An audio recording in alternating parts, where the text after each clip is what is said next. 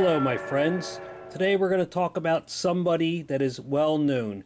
Her name is Margaret Atwood, and on Reason.com we read, The Handmaid's Tale author Margaret Atwood accused of crimes against feminism for defending due process. Atwood says, in times of extremes, extremists win. Their ideology becomes a religion. Written by Robbie Swove. In the first year of the Trump presidency, the Hulu TV series The Handmaid's Tale, which concerns a dystopian future U.S. where totalitarian religious authorities subjugate women, became essential resistive viewing. Many saw parallels between the treatment of women within the universe of the show and President Trump's alleged history of abusive behavior. One might expect Margaret Atwood, the author of the source material, the 1985 novel of the same name, would be considered something of a feminist hero. But now, Atwood must counter charges that she is actually a bad feminist because she thinks the University of British Columbia denied due process to a male professor accused of sexual misconduct. And now it seems I am conducting a war on women like the misogynistic, rape-enabling bad feminist that I am, wrote Atwood in an op-ed for the Globe and Mail. We live in curious times, Margaret Atwood, where you are now misogynistic, rape-enabling bad feminist, and you'll find out why when you get into the story about what exactly she did. Did she hold somebody down while somebody was raped? No.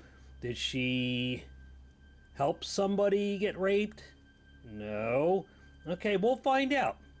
This is how extreme this whole thing has become. In 2016, Atwood joined dozens of other writers in signing a petition that called on UBC to release the records of its investigation into Stephen Galloway, an author and chair of the university's creative writing program. Galloway was accused of sexual misconduct, but the details were fuzzy, and UBC's procedures for handling the complaint lacked even a semblance of transparency. Not surprised.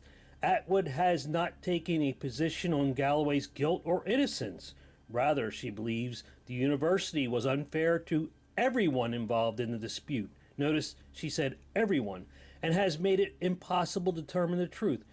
Galloway also lost his job, as Atwood wrote. After an inquiry by a judge that went on for months with multiple witnesses and interviews, the judge said there had been no sexual assault, according to a statement released by Mr. Galloway through his lawyer. The employee got fired anyway.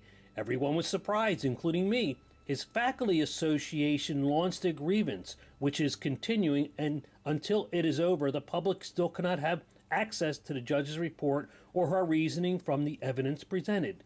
The not guilty verdict displeased some people. They continue to attack. It was at this point that details of UBC's flawed process began to circulate, and the UBC accountable letter came into being. A fair-minded person would now withhold judgment as to guilt until the report and the evidence are available for us to see. We are grown-ups. We can make up our own minds one way or the other. The signatories of the UBC accountable letter have always taken this position. My critics have not, because they have already made up their minds. Of course they have.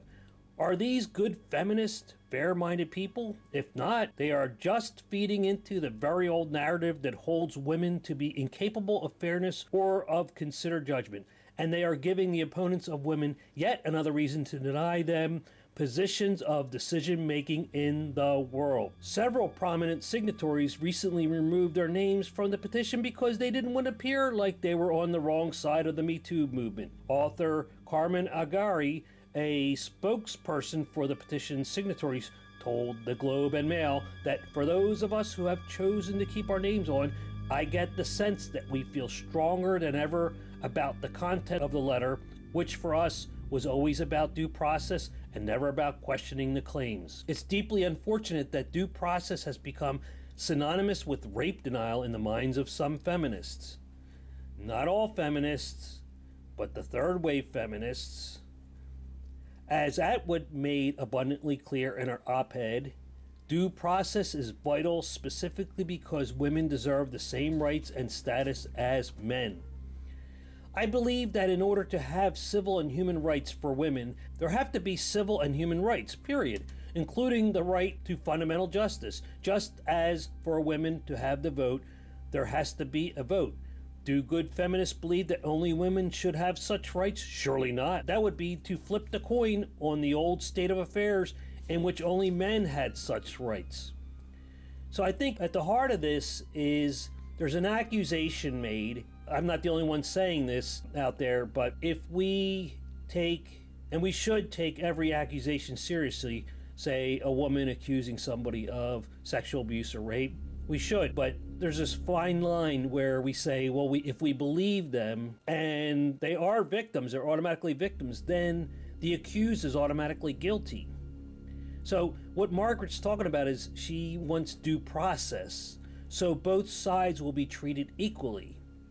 And she brings in the vote to show how if only one side has the due process or rights, the other side doesn't. And that's what she's bringing up. Atwood also noticed that the Me Too movement, in bringing attention to the unfair treatment of women in the workplace and the inadequacies of the legal system, has done a great deal of good. But the overall goal must be to reform the legal system, not circumvent it in cases where the victim is a woman. In times of extremists win, wrote Atwood. The ideology becomes a religion. Anyone who doesn't puppet their views is seen as an apostate, a heretic, or a traitor, and moderates in the middle are annihilated.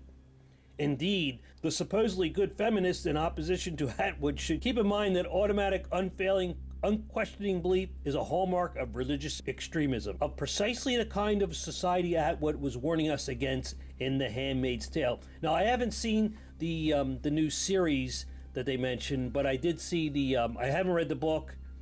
I don't remember having read the book, but I saw the earlier movie made. I think it was made in the 80s or 90s. And Margaret Atwood is somebody that, whatever her point of view, her perspective, has the bona fides to be listened to. And in this case, she's not talking about we should automatically reject an accusation by a woman on sexual misconduct against her, or rape for that matter. But we should have due process where the accused is not automatically guilty. When you lose your job from an accusation, as we saw here and elsewhere, that's basically a guilty verdict. And the stigma attached to that for that person for the rest of they were fired because they raped somebody, even though the judge decided they were innocent or there was no guilty verdict. And on the Daily Wire, the headline reads, "The ridiculous sex assault allegations against Aziz Ansari prove that Me Too is a witch hunt. There were many of us who, from the beginning, warned that the Me Too movement would turn into a witch hunt. I would say it became a witch hunt almost immediately. But whenever the transition occurred, there is little doubt we have now officially arrived in Salem. Case in point, the allegations against comedian Aziz Ansari. The accusations from an anonymous woman published by some website called Babe have generated many headlines declaring Ansari guilty of misconduct or assault. Most people will not take the time to read the actual account, and I can hardly blame them. It's 3,000 words long and filled with graphic details. So in the minds of the public, Ansari is now simply a sex predator and a rapist. Damage done." This is what we were talking about earlier in the video with the Atwood situation. It doesn't help matters that Ansari is a liberal nincompoop and had been a supporter of the Me Too crusade, prompting some on the right to trumpet the allegations despite their flimsiness as another example of the left-wing hypocrisy. Many on the left have just as eagerly crucified Ansari, hanging him alongside Harvey Weinstein and the rest, because his statues as a man overrides his progressive credentials and even his brown skin in the eyes of the identity police. An interesting shift has taken place. We're at the point where a privileged white woman can launch accusations at a brown-skinned Muslim man, and the white woman will be automatically believed. Women, even white women, have ascended to the top of the left's sacred victim hierarchy. I don't believe that for a minute, but that's what this author thinks. Now, all a woman needs to do is motion towards a man and say, "Off with his head," and that will be the end of him, or at least at the end of his career. This is a very dangerous situation, and those conservatives who are enjoying the Schadenfreude should think twice about cheering along. The male feminists of Hollywood are the first ones on the chopping block, but it won't end well with them. It never does. And that's somewhere I do agree with the people on the left. Al Franken is an example. He apologized, very polite. I'm sorry I did it. What happened to him? Bang. The hags got him out of the Senate. Aziz Ansari may be a hypocrite and perhaps a bit of a creep, but he is not a predator or a sexual assaulter. An honest look at the allegation reveals an awkward sexual encounter, not a rape. To save your time and your appetite, I will summarize the rather gross story for you. The woman known only as Grace says she first met Ansari at the Emmy Awards in 2017. She approaches him. He blows her off at first, but she ends up leaving with Ansari's number in her phone anyway. The two exchange flirtatious text messages over a number of days and eventually go on a date. This begins going badly right from the start. Grace says because Ansari only offers her white wine even though she prefers red. Dinner is rushed, and he's obviously anxious to get her back to his place. What a pig. What a man. The two start going at it as soon as they arrive in his apartment. They take their clothes off, they perform various sex acts on each other, and Grace willingly goes along with all of it. Ansari makes it clear that he wants to have intercourse, but Grace says she wants to slow down and take it easy. She tells the reader that she didn't want to be there. She didn't want to be engaged in that with him, and she insists that she was giving off many unmistakable nonverbal cues, but she did not communicate any of this to Ansari. Instead, she gets naked and sits on his kitchen counter, and even after expressing her desire to slow things down, she still winds up performing even more sex acts on him. Oh, wow. Finally, she says definitely that she wants to stop. Ansari relents and suggests that they put their clothes back on and watch some TV. What a gentleman. She agrees, but after sitting on the couch for a while, Ansari starts kissing her again. She reacts angrily and states her desire to leave.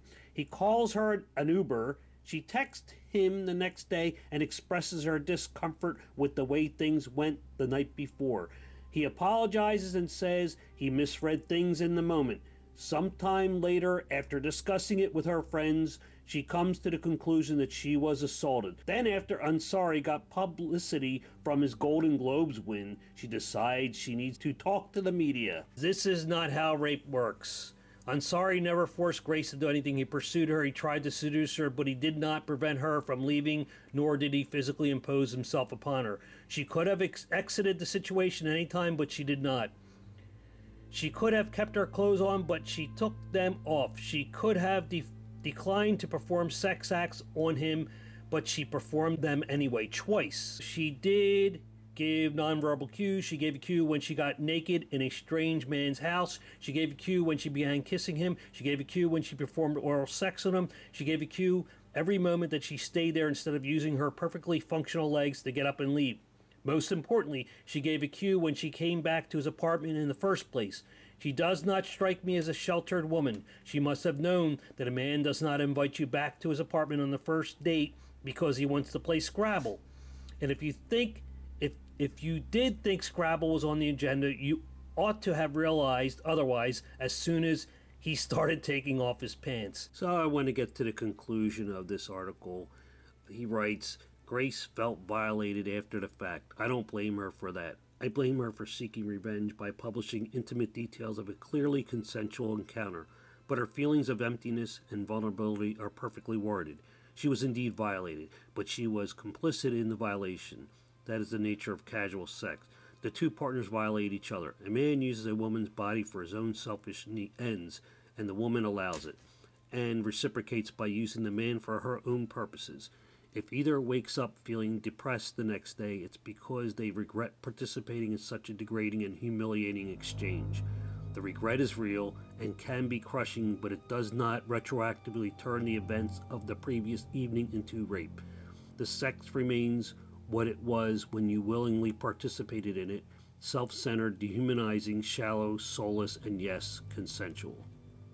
Wow. And Professor Janice Fiamengo has her own opinions and conclusions about this Me Too movement. Well, when I was trying to think how I should begin this talk, it occurred to me that the safe way to begin would be to affirm that I'm opposed to sexual assault and sexual harassment. Get that out of the way. But I actually feel that I can't say that because I don't know what the terms mean anymore. They've been stretched to such an extent by the plethora of self-proclaimed victims who've been coming forward of late. And I feel that I don't want to lend even momentary lip service to what seems to me a truly bizarre social trend that doesn't distinguish between the innocuous and the criminal.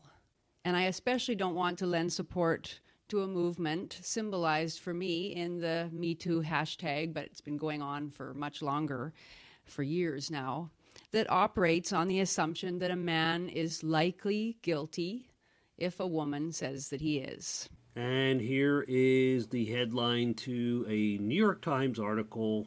Aziz Ansari is guilty of not being a mind reader. There are many countries in the world where community justice is still a primary mode of dealing with a range of perceived offenses or social problems, where accused persons are surrounded in the street, denounced, heckled, even beaten and killed. No one is seriously recommending yet, I don't think, physical violence in cases of male sexual predation of women. But we are talking quite openly and with few reservations about the character assassination of accused men, about making it impossible for accused individuals to pursue their livelihoods or maintain their reputations, all while the pillars of our community stand by and applaud the angry mob.